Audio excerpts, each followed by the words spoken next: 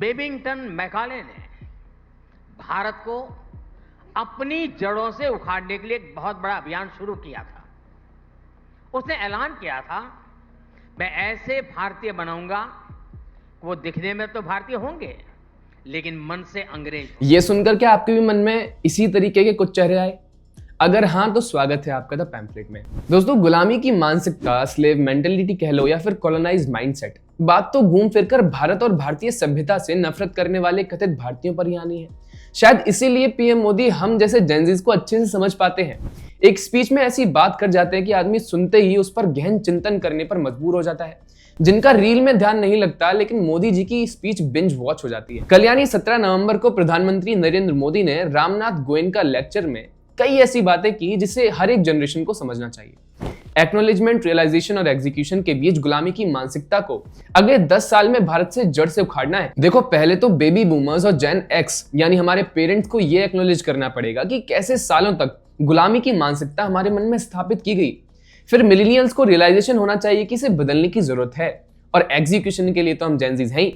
प्रधानमंत्री मोदी ने कल कई बातें कही, वोटर्स, कॉलोनाइजेशन, चुनाव, सभ्यता, माओवाद, कांग्रेस, इसे एक एक करके आज हम डिकोड करते हैं। सबसे पहले तो कॉलोनियल माइंडसेट पर। कभी ऐसा हुआ है कि आप कहीं इंग्लिश में बात कर रहे हो और अचानक से थोड़ा सा विचलित हो जाए? हमारी शिक्षा प्रणाली में अंग्रेजी को लेकर एक ऐसा सिस्टम फिट किया गया है कि अगर आप फर्राटेदार इंग्लिश नहीं बोल पाते ना, तो आप शिक्षित नहीं है, आपको अच्छी नौकरी नहीं मिलने वाली। इसे कहते हैं एलीट कॉलोनियल माइंडसेट। हिंदी में कहूं तो कुलीन औपनिवेशिक मानसिकता। 190 साल पहले अंग्रेजों ने भारतीय शिक्षा प्रणाली में से स्थापित किया था, जिसे कांग्रेस चाहती तो बदल सकती थी, लेकिन जो ब्रिटिश समय पर अपने देश का बजट पेश करे वो क्या बदलाव लाएंगे। प्रधानमंत्री मोदी ने बात की एक British parliamentarian Thomas Babington Macaulay की। उद्देश्य केवल एक था कि भारत में भारतीय सभ्यता और भाषाओं को एक ऐसे स्तर पर ले जाओ कि भारतीय उन्हें अपनाना छोड़ दें और इंग्लिश को अपना लें। उन्होंने स्कूल्स में संस्कृत, हिंदी और फारसी भाषाओं को खत्म करना चाहा। इसी स्क्रिप्ट को ले लीजिए। लिखने के समय आधे शब्द ऐसे हैं जिन्हें हमें इंग्लिश में बोलना पड़ता है। जेनजी के हिसाब से ना किसी को शुद्ध हिंदी उतनी आती है और ना उतनी लिख पाते हैं। जो बीज 1835 में बोया गया उसका असर अब तक है। चाहे तो आजादी के बाद बदल सकते थे, लेकिन चाहे कौन, चाहत तो एडवीना जी की थी। रहा नहीं जाता। अब इसका असर, जैसे पीएम मोदी जी ने कहा, बिल्कुल वैसा ही हुआ। एक आम नागरिक अपने गांव को ओछी नजरों से देखने लगा। उसे इंग्लिश ना बोल पाने वाले रिश्तेदार या पड़ोसी अनपढ़ लगने लगे, भले ही वो हिंदी या संस्कृत में माहिर हो। ये तो अपने प्रधानमंत्री को हिंदी बोलने पर भी ट्रोन करने लगते हैं। लेकिन सबसे अहम बात यह है कि वो अपनी भारतीय और सनातन सभ्यता से दूर होने लगे हैं। Traditions became too downtrodden for you. लेकिन ये सच्चाई नहीं बल्कि गुलामी की मानसिकता है जो सभ्यता को कॉलोनाइज कर दे। पिछले 11 सालों में इसी बात पर इतना ज्यादा काम देखा है कि आज जेनजीज अपनी सभ्यता से फिर से रूबरू हो रहा है। मंदिर के अलावा क्लब्स में भी भजन चलते हैं। उत्तर प्रदेश में दीपोत्सव, महाराष्ट्र में दीपावली, पहट, उत्तराखंड में बाबा केदार की भक्ति, साउथ में मंदिर हर जगह कल्चरल रिवाइवल हो रहा है। और अब बारी है अगले 10 सालों में भाषा यानी वर्नाक्युलर लैंग्वेज के रिवाइवल की। अब इस रिवाइवल को समझने के लिए आपको रूलिंग एलीट इस टर्म को समझना जरूरी है। वो बात अलग है कि इन एलीट्स का अभी हाल ही में बिहार में सफाया हो गया, लेकिन अक्ल इन्हें अभी भी नहीं आनी और भारतीय संस्कृति से अलग ही रहना है। ये वही है जो देश विदेश जाकर भारत के खिलाफ बातें करते हैं, इंग्लिश में आर्टिकल छाप कर इन्हें लगता है कि भारत के खिलाफ बोलकर कूल हैं। कूल नहीं हो आप चाचा, आप फूल हो। हिंदी वाला नहीं, वो भी इंग्लिश वाला। ये एलीट नहीं चाहता कि आप इंग्लिश छोड़कर किसी भी भाषा में फ्लुएंट हो। ये एलीट नहीं चाहता कि भारत की तरक्की हो। ये एलीट नहीं चाहता कि मेड इन इंडिया आगे बढ़े। ये एलीट की लड़ाई भारत के खिलाफ है। ये एलीट आपको भाषा के नाम पर डिवाइडेड रखना चाहता है। ये एलीट भारत की बौद्धिक सभ्यता को दबाकर रखना चाहता है। इनके लिए वही सही है who can walk English, talk English and laugh English because English is a very funny language. You see, Rahul becomes Raul and Raul becomes Rahul because if Rahul is Indian then Raul is Italian. माफ करना, गुस्से में इधर उधर निकल जाता हूँ। अरे मैं तो सच में इधर उधर निकल गया। बोलते बोलते भूल गया कि पॉइंट क्या था।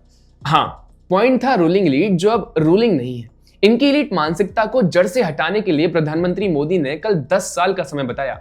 10 साल में एनईपी के जरिए भारत उस 190 साल पुराने गुलामी की मानसिकता वाले पेड़ को जड़ से उखाड़ देगा और कल्चरल रिवाइवल में सफल दिखेगा।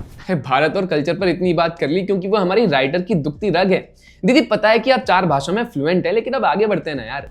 गुलामी की मानसिकता ने जहां भारत की सभ्यता और शिक्षा पर गहरी चोट पहुंचाई, वहीं माओवाद ने भारत की आत्मा पर। पीएम मोदी जी ने नाम बड़ा सही दिया कांग्रेसियों को, एमएमसी, मुस्लिम लीग माओइस्ट कांग्रेस। अब आप एमसी से तो वाकिफ ही होंगे। अरे भाई, मुस्लिम लीग कांग्रेस, लेकिन अब एमसी में एक और एम जोड़कर ही बोलना चाहिए। अब बिहार में इतने सारे झूठ बोलेंगे तो झूठ का घड़ा तो फूटेगा ही ना। लेकिन ये जो नेगेटिव पॉलिटिक्स करते हैं, इसका भुगतान भरने के बाद भी ये सीखते क्यों नहीं है? दशकों से भारत माओवाद से जूझ रहा है। प्रधानमंत्री मोदी के बयान से भी ये साफ था कि कांग्रेस के राज में लगभग हर राज्य में माओवाद फल फूल रहा था। अब पिछले 11 सालों में जंगल वाला माओवाद लगभग खत्म हो चुका। आज ही 18 नवंबर को भारत का सबसे वांटेड माओवादी हिडमा माडवी मारा गया। 2026 की डेडलाइन भी पास है और जिस तरह सरेंडर इनकाउंटर चल रहे हैं, लगता है कि अचीव भी हो ही जाएगा। लेकिन मुद्दा है अर्बन माओवादियों, अर्बन नक्सल्स का। मैं फिर से कहता हूं कि अगर कंसेप्ट अच्छे से समझना है तो विवेक अग्निहोत्री की बुद्धा इन ट्रैफिक जैम देख लीजिए। कांग्रेस ने मेजर इंस्टीट्यूशंस में ऐसे अर्बन नक्सल्स एम्बेड कर रखे थे, जिसका ट्रेलर आए दिन जेएनयू या आईआईटीज की ह्यूमैनिटेरियन कोर्सेज में दिख जाता है। और इसे इरेडिकेट करने के लिए हमें अपनी सभ्यता और इतिहास से वाकिफ होना पड़ेगा। वही एक्नॉलेजमेंट, रियलाइजेशन और एग्जीक्यूशन। मुझे कल प्रधानमंत्री मोदी जी की एक और बात अच्छी लगी, जैसे उन्होंने विपक्ष को समझाया कि भाई, इलेक्शन कैसे लड़ते हैं। आप दशकों तक अपनी इलीट माइंडसेट लेकर चलते रहे और उसी इलीट घमंड में गरीबी हटाओ का नारा आपने दशकों तक घसीटते रहे। काम करो इत्तू सा और ज्ञान दो ढेर सारा। दशकों तक सत्ता में रहने के बाद भी आपने इतना बड़ा गैप खड़ा कर दिया कि बीजेपी को आकर के गांव में 12 करोड़ से ज्यादा टॉयलेट्स बनवाने पड़े। आज गांव-गांव में पानी के नल हैं, बिजली है, पक्के घर हैं, शिक्षा के प्रावधान हैं, बैंक अकाउंट्स हैं। इसे कहते हैं बेसिक चीजों की राजनीति। अब वोटर रोटी, कपड़ा, मकान नहीं मांगता, वो मोदी सरकार ने 11 सालों में दे दिया। वोटर को चाहिए विकास, बिजनेस, काम, धंधा, और वो भी सरकार दे ही रही है। अपस्किलिंग के लिए वोकेशनल सेंटर्स हैं, महिलाओं को बिजनेस के लिए स्पेशल लोन्स हैं, नए यूनिट्स में जॉब्स हैं। और आपकी राजनीति, जात धर्म, जितनी आबादी उतना हक, व्हाट द। अब इतने नेगेटिव होंगे तो वोट कहां से मिलेंगे राजा बाबू? मोदी जी ने तो साफ कह दिया कि पॉजिटिव रहिए। 24/7 उनके कार्यकर्ता इलेक्शन मोड में रहते हैं, जमीन से जुड़े हैं। आपको चीट शीट दे दी, लेकिन आप तो भाई साहब वोटिंग हुई नहीं कि पहले ही जमीन छोड़ करके आसमान में उड़ लिए विदेश। फिर वही बिना सबूत के रोना कि वोट चोरी हुई, ईवीएम खराब है, मम्मी ने जमीन पर जाने से मना कर दिया है। इन सभी बातों में मेरे मन में एक ही सवाल आता है कि भारत और भारत की सभ्यता से इतनी नफरत करेंगे तो कैसे आपको कोई वोट देगा? अब यहां तक आपने इस वीडियो को देख ही लिया है तो लाइक, शेयर, सब्सक्राइब भी कर दीजिए। जुड़े रहिए पैम्फलेट के साथ। नमस्कार।